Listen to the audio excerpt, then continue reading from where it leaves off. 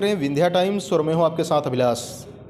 सीधी में कई सारे प्रासंगिक मुद्दे हैं, कई सारी चीज़ें हैं और हमारे सीधी से आते हैं मध्य प्रदेश कांग्रेस कमेटी के प्रदेश उपाध्यक्ष हैं लालचंद गुप्ता जी। आज हमारे साथ इस खास इंटरव्यू में मौजूद हैं। जानेंगे ज़िले समेत पूरे प्रदेश की स्थितियां क्या हैं और क्या कुछ यहां खामियां हैं जिन पर कार्य होना बाकी है। सरकार के बारे में और सरकार के कार्यों के बारे में भी विश्लेषण करेंगे। पहले तो बहुत बहुत स्वागत करते हैं आपका। बहुत बहुत धन्यवाद अभिलाष जी। आपके इस चाट चौपाल कार्यक्रम में पहली बार आपने आमंत्रित किया, फिर आएंगे आपके कार्यक्रम में। आपने आमंत्रित किया, इसके लिए बहुत बहुत धन्यवाद आपका। जी, आपका भी धन्यवाद। बात जिले से शुरू करते हैं, चूँकि आप सीधी जिले से आते हैं तो सीधी जिले में कहीं ना कहीं मिनी स्मार्ट सिटी को लेकर के मुख्यमंत्री के द्वारा कई बार वादे किए गए हैं कि सीधी को मिनी स्मार्ट सिटी बनाया जाएगा और एक और वर्तमान परिप्रेक्ष्य है, तो किस दृष्टि से देखते हैं कि क्या मिनी स्मार्ट सिटी की तर्ज पर सीधी में कार्य हो पाया है अथवा बाकी है? 2008 में जब सीधी जिले में लोकसभा का उपचुनाव हुआ था, उस समय आदिवासी सीट थी। कांग्रेस से प्रत्याशी मानिक सिंह रहे और भारतीय जनता पार्टी से प्रत्याशी वर्तमान विधायक कुंवर सिंह टेकाम रहे। उस समय शिवराज जी ने 75 सभाएं सीधी जिले में की थी और उन्होंने हर मंच पे ये कहा था कि सीधी जिले को हम गोद में ले रहे हैं। और 2008 के बाद उनका गोद कहाँ गया?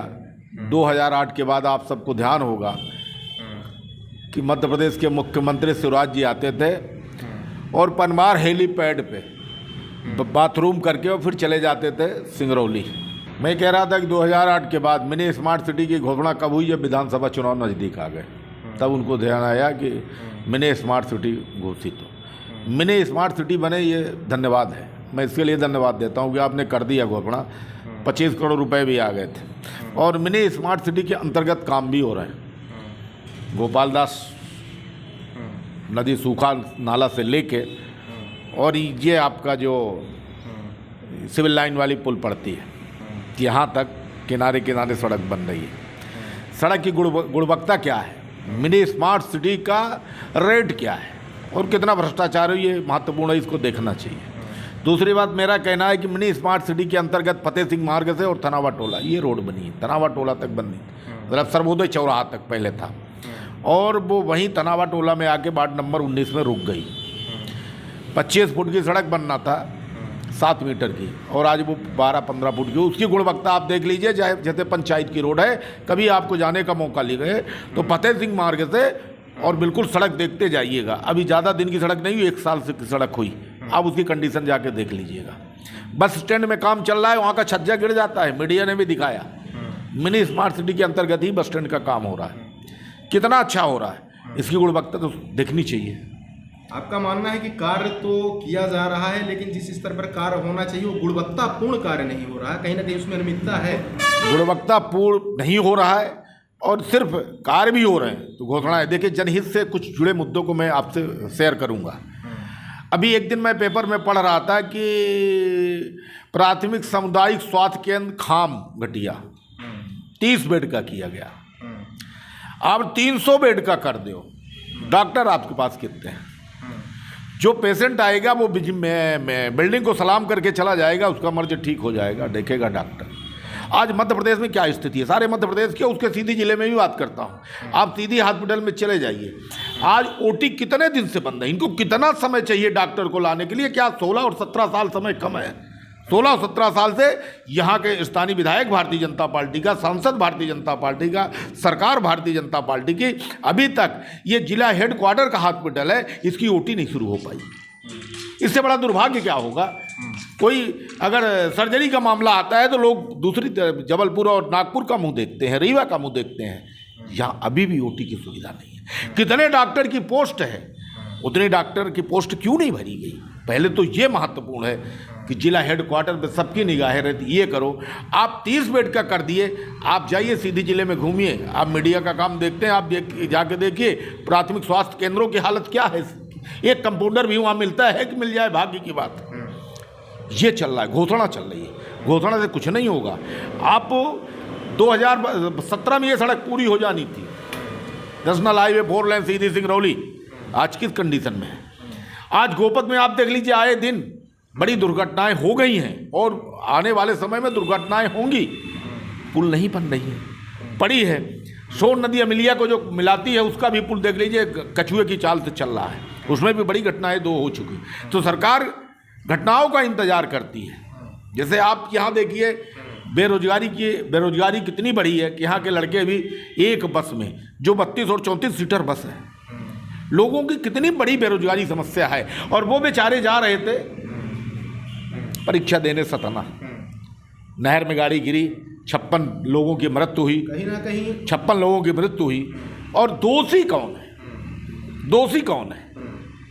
क्या वो दोषी नहीं है कि जब आईजी आता है तो पूरी सड़कें खाली हो जाती हैं, पूरा जाम खत्म हो जाता है? और 3 दिन से जाम लगा रहा, 3 दिन से अगर उस छुइया घाटी में जाम लगा रहा तो ये रिस्पॉन्सिबिलिटी किसकी बनती है? क्या सब इंजीनियर की बनती है कि सब इंजीनियर को आपने पनिश कर दिया? किसकी जिम्मेदारी है? आज आप सीधी जिले के चारों कोनों में जाइए, चेकिंग के नाम से वहाँ लगी है, लूट मची है, चेकिंग हो रही है। और यहाँ 5-7 किलोमीटर एरिया में चारों तरफ आप घूम के देखिए कैसा नाटक चल रहा है। तो ये बस से बदतर स्थिति इस समय कानून व्यवस्था की बस से बदतर स्थिति है जिले में।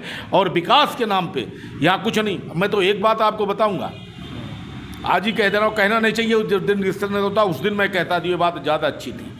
आज आप देखिए, भारतीय जनता पार्टी के विधायक आदरणीय केदारनाथ जी शुक्ला भारतीय जनता पार्टी के जिलाध्यक्ष के ऊपर आरोप लगाते हैं कि हरिजनों की जमीन रजिस्ट्री करवा लिया।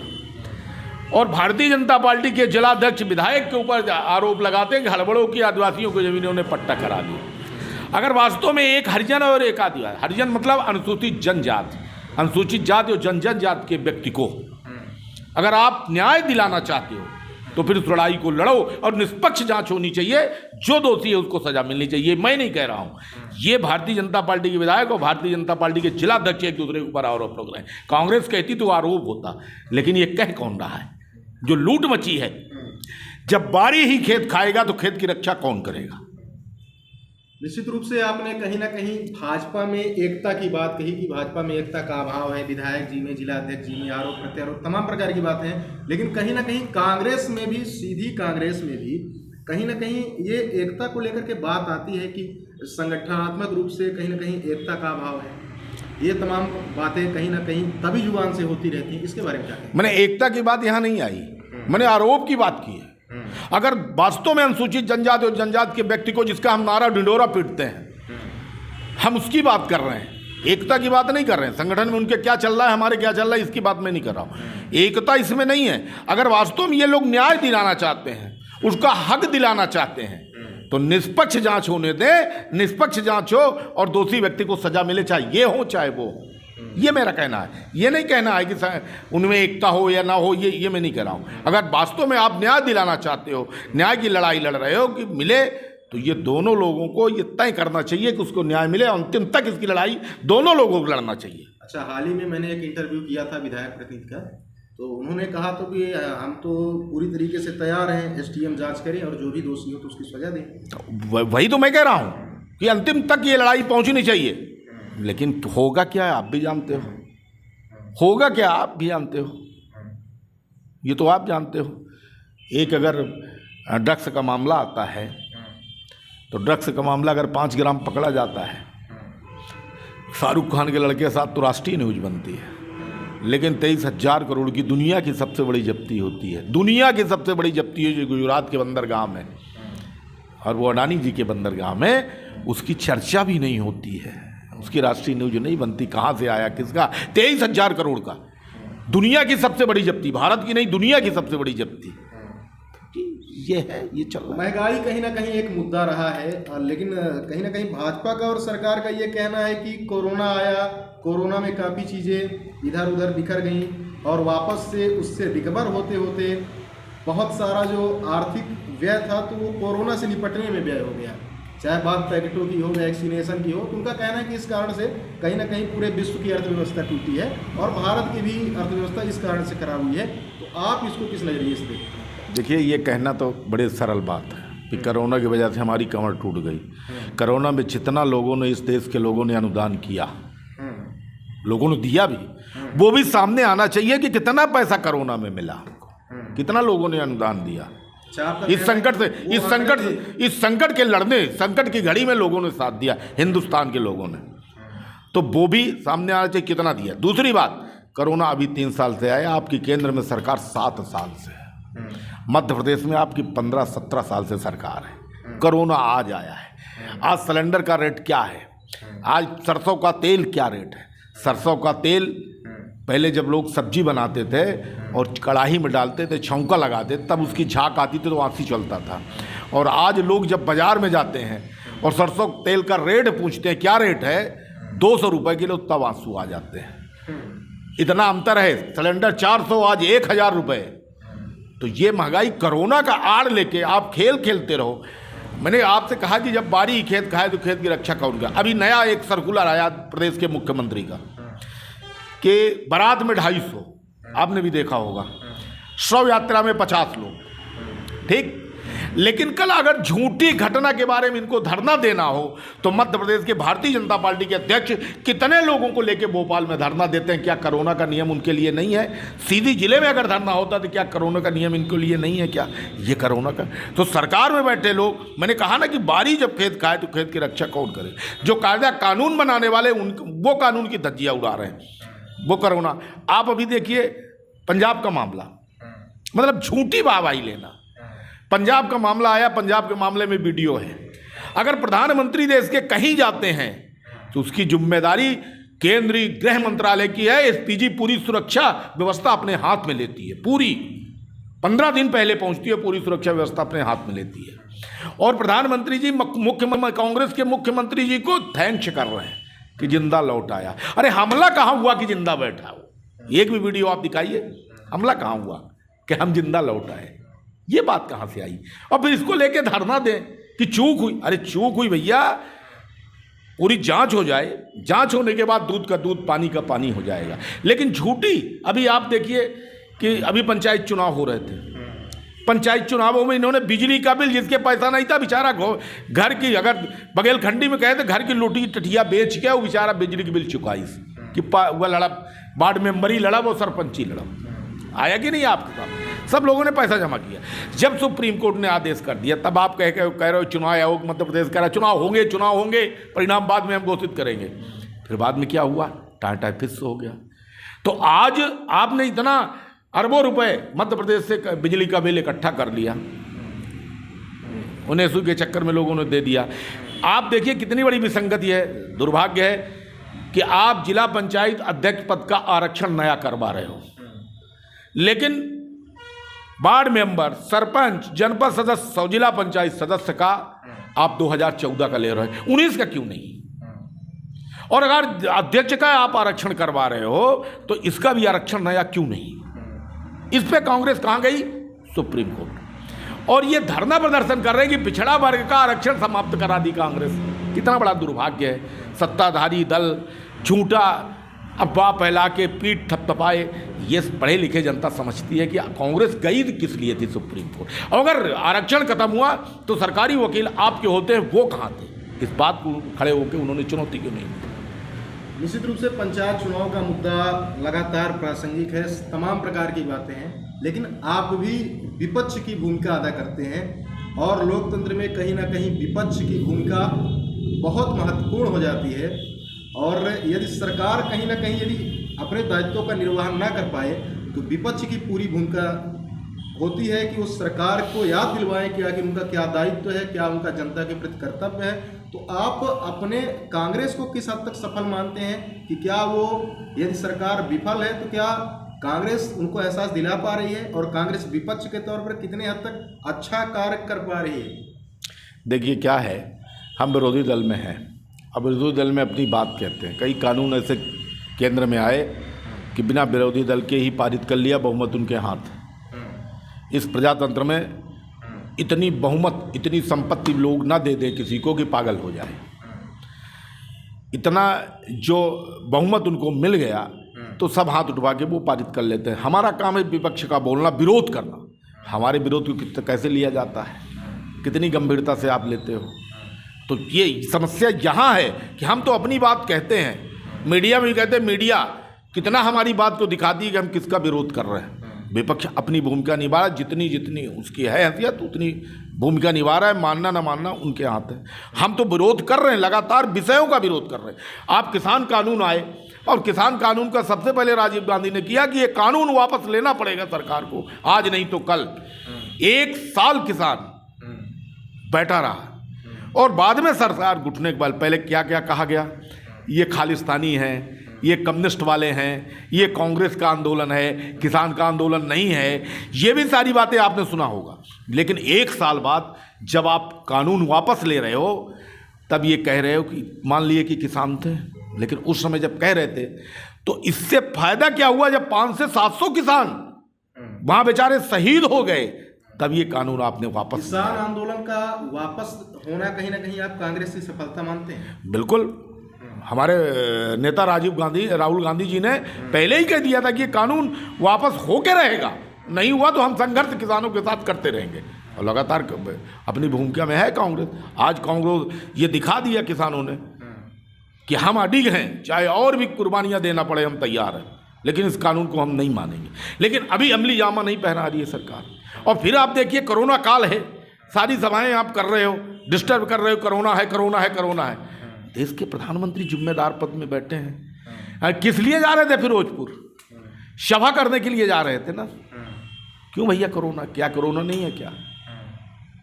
तो ये भी देखना चाहिए ना, ये भी देखना चाहिए ना कि हम कोरोना की बात आम लोगों के लिए कहते हैं। आम लोग निकल रहे हैं, मास्क पहनो, लेकिन जहाँ लाख लाख लोग आते हैं वहाँ भी जिम्मेदारी किसकी बनती है? निश्चित तौर पर बात यदि सीधी जिले की करें तो वर्तमान समय में चुराहट में भाजपा और कांग्रेस दोनों पक्षों से हो रहा इस्तीफे का क्रम बड़ा चर्चा का विषय रहा। कई सारे भाजपा के कार्यकर्ताओं ने भी इस्तीफे दिए, उसके लिए हमने भाजपा जिलाध्यक्ष से प्रश्न पूछे इस संबंध में, लेकिन कई सारे कांग्रेस कार्यकर्ताओं के भी इस्तीफा देने की बात कहीं ना कहीं हुई। इसको किस नज़रिए से देखें? भाई देखिए क्या है, हमारे पास तो आज कुछ है नहीं देने के लिए। हमारे पास लालच से काहे कोई आएगा। आज हमारे पास जहाँ शासन सत्ता है वहाँ तो लालच से लोग जाएंगे कि हमें हो सकता है कुछ मिल जाए, लेकिन हमारे पास कब आएंगे? तो वो जवाब ठीक दे पाएंगे जो कांग्रेस में आ रहे हैं भाजपा छोड़ के, कि क्या अपेक्षाएं हमारी थी, क्या अपेक्षाएं मेरी पूरी नहीं हुई, क्या हम सोचे थे क्या नहीं हुआ, किस सिद्धांत और किस विचार आडवाणी और अटल की भाजपा देख के गए थे, आज वो है कि नहीं है। आज आप चुरहट की सड़क का देखिए, आज चुरहट की सड़क जब हमारे नेता आदरणीय पूर्व नेता प्रतिपक्ष मध्य प्रदेश के राहुल भैया ने कहा कि जन भागीदारी से ये सड़क हम बनवाएंगे, आ गया, उन काम भी शुरू हो गया। और काम शुरू होने के बाद आपने व्हाट्सएप देखा सांसद और विधायक का, इसके लिए इतना पैसा मंजूर सड़क में। आज वो पता करिए, आप मीडिया के हैं, किस विभाग में उस सड़क का पैसा आया है? प्रधानमंत्री सड़क में आया कि PWD में आया कि MPRDC में आया? ये पता करिए आप। ये छोटी बात नहीं है, ये बड़ी बात है।